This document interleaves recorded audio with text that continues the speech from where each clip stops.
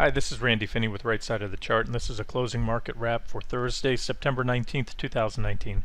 Not a lot to report on the markets today. We'll just take a quick look. It was essentially a flat day. SPY closed down slightly, negative 0.01%, 0.1%, and we had yet another failed breakout attempt. Not very impulsive, so I'm not going to jump all over it, but it did pop to a marginal new high. Took out today. It made a new intraday all-time high, and again another failure to hold that breakout, especially to build on it. Take of it what you will. Bulls will say, well, the market's held up and it's at new all-time highs, and that's certainly a valid point. Bears might say they've failed to build on that reversal in the markets yesterday.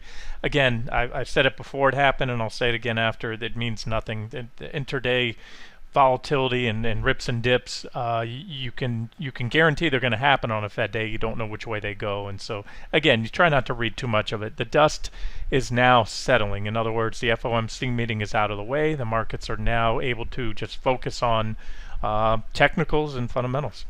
And so that's it. Let's not try to, again, read too much into today. Since it was a flat close, we were slightly up on QQQ. So remember, yesterday QQQ closed down slightly red. And the S&P, I have my candles set to show you whether they closed positive or negative for the day. So there's a green close yesterday, red close today. And again, let's not try to read too much into it. But we do know we have resistance right there. 302.23, give or take. It's a little bit above that, but again, 300-point security. You don't have to go down to the pennies, and so that's a level. This is what the bulls want to see and need to see. And again, I believe if it happens, and I can almost flip a coin as to whether it will or won't. I've been saying that for the last week or so. A marginal new high would take us up maybe anywhere from 1 to no more than 3%, in my opinion. And if it happens soon, it is guaranteed to be a divergent high because we have those divergences continue to build. So that's that. Let's see what happens where we go from here. If we start moving lower impulsively, it just means a failure to get above that level. And as I said, there's been just a very clear, unmistakable pattern. It actually surprises me that the masses don't see this by now. It's not guaranteed. We're not guaranteed that it has to happen again, but the MO has been every new breakout to a new high. I covered this today in the video for members earlier. There was our previous high. Take the horizontal line right here. This was our breakout, and from the point of that previous high, we went up. I could tell you it was less than 2.5%. Right around 2.5%, under 3. Somewhere right around there. I'm trying to look at the measuring tool. About 2.5%, followed by the biggest drop since the bull market started. Then we went on. We made a marginal new high here, fractional, less than 1%. Had the biggest drop so far in 2019, about 7.5% in SPY. Made another marginal new high. Again, it was only about just over 2%. Had the second biggest drop of the year, and here we are again trying at those highs. So again, it's to me, wash, rinse, repeat. Maybe things will change, but the reason I would put very good odds that any new high is limited is the same reason I've been saying before. It's those highs that failed before. You had negative divergence in place. Divergence is not a sell signal, but new highs, breakouts to new highs that occur with divergence have a much higher rate of failure than those that don't. So that's it. We'll just have to look for some sell signals. Minor trend line right here. Just added. Look for something. For example, maybe a bearish engulfing candlestick. If we get it, we've had a tight cluster of candles over the last week, relatively tight due to the FOMC meeting. So I'm just showing you potential things to look out for. Whether we go higher first or not, bearish engulfing candles are always one thing to look for. And when you get them, the trading strategy there is if towards the end of the day it looks like that candle will finalize as such, meaning you might have a big bearish engulfing midpoint in the day, but then the market rallies up and it doesn't end that way. You need to see it close. So towards the end of the day, if it looks like you're going to get one, whether it's here, what I like to do is you short. And then you just put a stop just above the top of the candle. If you want to get a little more aggressive, you can have it towards the upper third. I wouldn't put it in the half. Sometimes you get a kick up about halfway to maybe 2/3, and then you close down. So if you get a bearish engulfing, the confirmation comes the following day if you have another red candle. Red close afterwards, 2 red closes, all the better. But again, you can get a heads up on a short ahead of time if you see that candle form. And again, it's all about risk reward. So maybe you get stopped out. You have a 0.5%, less than 1% stop loss on that trade. And bearish engulfings are topping sticks. Here was one right here. It engulfed these previous candles, and had you shorted that bearish engulfing candle, even at the lows of it, the market from there fell 6.5%. So that's just one thing to look out for. Again, it's these divergences and everything else that say that the upside, I think, is still limited. All right, QQQ, remember we closed red yesterday despite that valiant effort, the reversal intraday, still managed to close negative, but again, slightly down and then slightly up today. So you can't take of it what you will. But there's really no technical signals. There was nothing bullish today. We haven't made a new high in QQQ. And again, to me, that's something concerning.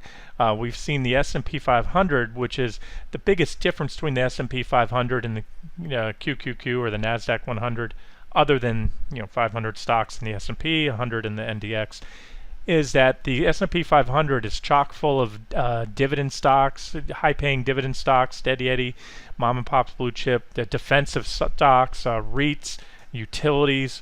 You have financials, which don't exist in the NASDAQ 100. This is where the growth in the market has been for the entire bull market. The big FANG stocks. This is the tech-heavy, 50% or so weighting in technology, and yet those stocks have failed to even come up to the high. So same story, whether they do or don't. I could flip a coin. It's hard to call the very micro trends. Sometimes it's easier than other times, but there it is. So we're looking at a limited upside, I think, in my opinion here, of still about maybe 3% or so. And as you can see with the lines drawn, it will simply extend the divergences we had in place before.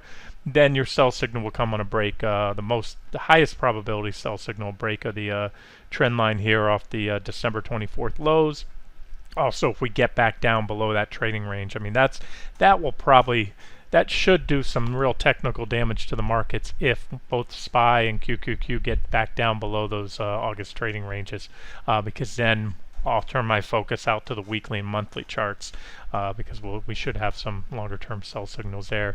200-day EMA also a big level on the NASDAQ 100 and S&P 500. Let's look at a couple other things here. Talking about failed breakouts. While I'm gonna have QQQ up, let me show you something here. QQQ in this watch list here. These are the components of QQQ, and there were, as you can see, 5 stocks that broke out to made a new 52-week high. Those are the check marks: Lam Research, ASML, AMAT, KLEC 10 core. These two are chip makers. They make the equipment that make chips. So you want to watch these for the semiconductor sector. And then Microsoft. Of the 5 that broke out to new highs today, made an all-time high, 4 of those were faded. They were failed breakouts. They failed to hold those breakouts to new all-time highs. I'm not going to say right now. I'd have to study the charts for each one. I haven't done that yet. That's not a super bearish candle there on KLAC, but you can see it's wedging up. And to me, it's just a matter of time before that wedge breaks down, and that will be a sell signal if and when that comes. Now, the most important stock out of all these, this one dwarfs the rest, is Microsoft. But it also, although it closed green, it popped to a new all-time high, but then fell back below it. So you can see all of these stocks, all of them, intraday made new highs, but none of them closed above those highs. They all fell back down below those previous highs. Again, don't want to get all super bearish about it yet, because that's just, they're still right there. But it just shows that not a single one of them could build on those gains. In a healthy market, a breakout to new all-time highs, you usually see the stock continue to run, because at that point, all investors holding the stock, all longs, are profitable. Nobody's underwater. There's no remorseful buyers. So typically a breakout to new all-time highs is bullish for that reason. Technically speaking, nobody's in a rush to get out. Nobody's feeling the pain. And so, like I often say, if we do see a lot of these stocks reverse soon, fewer things in trading are more bearish than a failed breakout. So let's just watch that. And again, I just wanted to point out that pattern of those that did break out. Of the 5 stocks within the NASDAQ 100, 4 of them closed red. All of them closed back down below those previous highs that they took out. Let's talk transportation stocks. For those of you familiar with the Dow theory, it says, if the stock market is making new all-time highs, at or near all-time highs, looking at the S&P 500, or of course you can use the Dow, DIA, it's going to be close, then the transportation stock should be as well, because this is one of the most accurate leading indicators for the economy. And of all those, within there, one of those components is FedEx, which is taken it on the chin lately. This is FedEx, well off its highs back here in early 2018. This is a stock, one of the most important stocks, one of the most important bellwether stocks for the economy. Obviously, you can, you should know the reasons why. There it is, about a 45% bear market so far. This is a bad sign for the stock market and the economy. We can't write it off yet, but we want to watch this one. I can just say, again, if you want to keep it very simple, very few will argue that this is not, or at least this is a red flag for the economy. Seeing FedEx drop, and technically speaking, we had a failed breakout. I just said a minute ago, fewer things in trading are more bearish or in technical analysis than a failed long side breakout. We had a nice falling wedge pattern there. FedEx was good to go, primed to run, broke out, but then after they had a abysmal earnings report or conference call, more of their guidance. It was more about the guidance, what they said they expect going forward.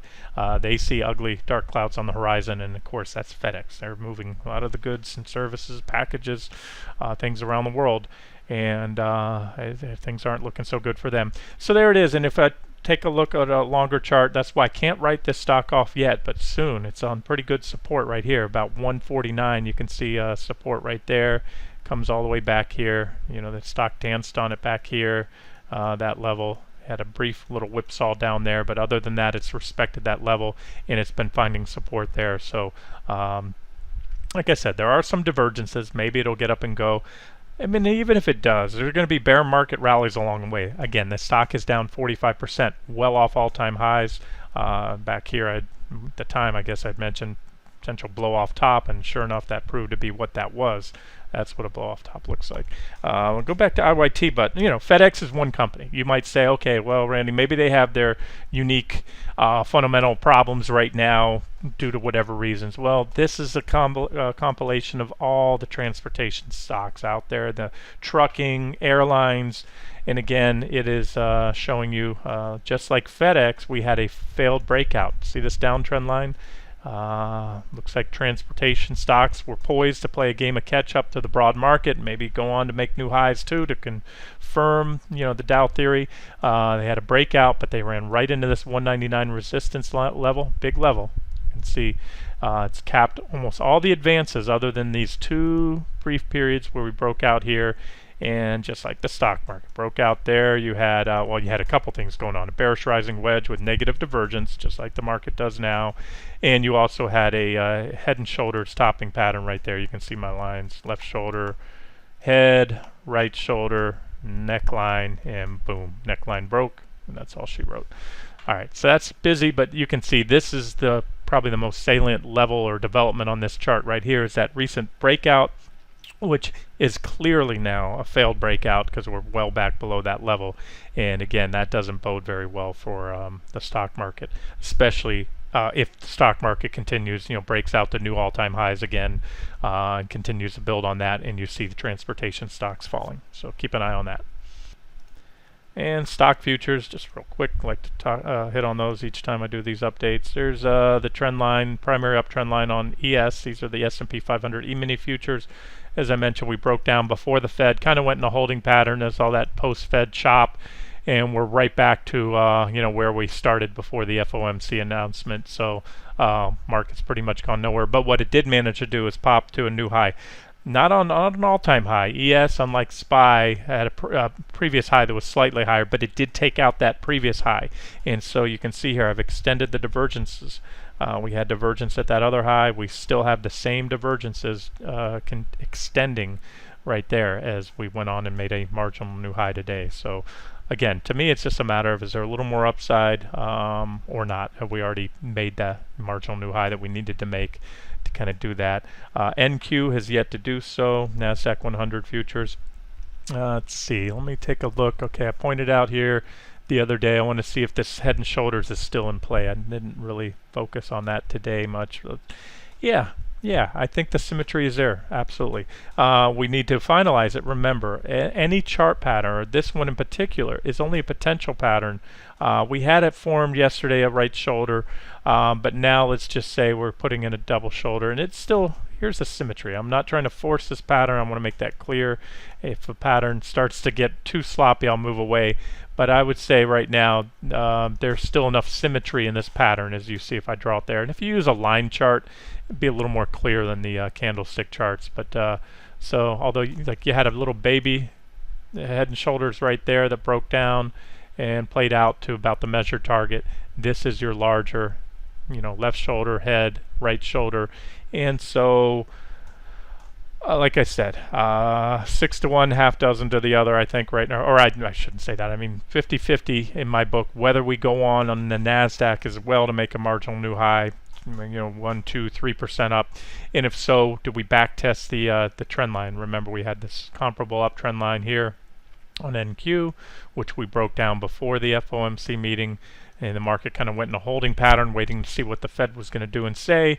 And so, that's my more bullish of my two bearish scenarios. Right now I don't really have a bullish scenario. If the market goes much beyond 3% or so and just keeps running from there, 10-15% more from where we're at now, then I'm just plain wrong. I don't see that in the charts. Right now I see either, to me it's a matter of, do we just go up on a couple more percentage points, or do we reverse from here? And as far as the head and shoulders pattern goes, we should know soon. If we continue to do this, we're just going to muck up that right shoulder, and it's not really going to be a pattern. I'll remove these lines. So at that point, let's keep an eye on a potential back test for this trend line. Let me try to quantify it for you. If we were to back test that trend line, well, it could come in. If we hit it tomorrow, that would be about only 1.5% or so from where we're at right now, where we closed today. And that would give us that new high. It would do the trick. So again, like I said, maybe 1 to 3% upside is what I think is the most likely scenario for the market right now, before next major leg down. And finally, we'll leave it here with, for you small cap traders, RTY 60-minute chart. Divergent low here was bullish, positive divergence. That was a catalyst for this rally, and recently we put in a divergent high there, and this was the trend line comparable to those trend lines I was showing you on QQQ, SPY, NQ, and ES. That broke down recently, and we're still below it, and this was just a minor trend line here. So we're still below that trend line there on NQ. I'm sorry, RTY. These are the small cap ETFs, or small cap futures, not ETFs. I'll get to the ETF in just a second. Potential downtrend line there. It's not super well defined. And let me show you something on IWM. IWM had a recent failure. Here's a downtrend line. Looks similar to IYT that we were just on, the transportation sector ETF. You have a downtrend line here off the highs, reaction there. We tried to break out the previous 2 days, couldn't do it, and so far it's a failed attempt at a breakout there. Now we haven't moved impulsively lower yet, but we're still above that level, and could be, it looks a little bit long at this point to be a bull flag. It's getting a little stretch. I'm talking the length of this flag right here compared to the flagpole, but it's still within the realm of being a potential bull flag. So this would be the most bullish scenario should that play out, because if we break out of that flag, it should take us above the trend line here, and if it can take and clear 159.41, it's not my preferred scenario, but if you're a long side trader, that's what you want to trade, take it. And then especially if it clears that 159, we'll call it 159.50-ish level to be safe, that could take the small caps up quite a bit more. Otherwise, maybe we break out, hit that 159.40. I pointed that level out before, that if we do take out the trend line, we have a big level, and so that what that would do is set up a big old bull trap there, failed breakout. Go up there, hit 159.50-ish, and then reverse. Why? Because that's a big level right here. You can see all the reactions in the past on that level. Here, let me zoom all the way out there. That's good enough. A lot of failures there. reactions from above, reactions from below, I should say, and there was one false breakout of that level, failed, followed by a pretty sharp correction, another failure there. So you can see it's a well-defined resistance level.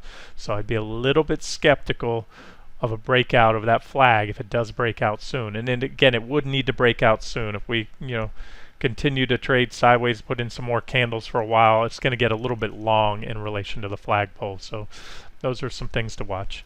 All right, well, like I said, today was really a go nowhere day. Markets were pretty much flat, so to be continued tomorrow. This has been Randy Finney with Right Side of the Chart. Hope you enjoyed it.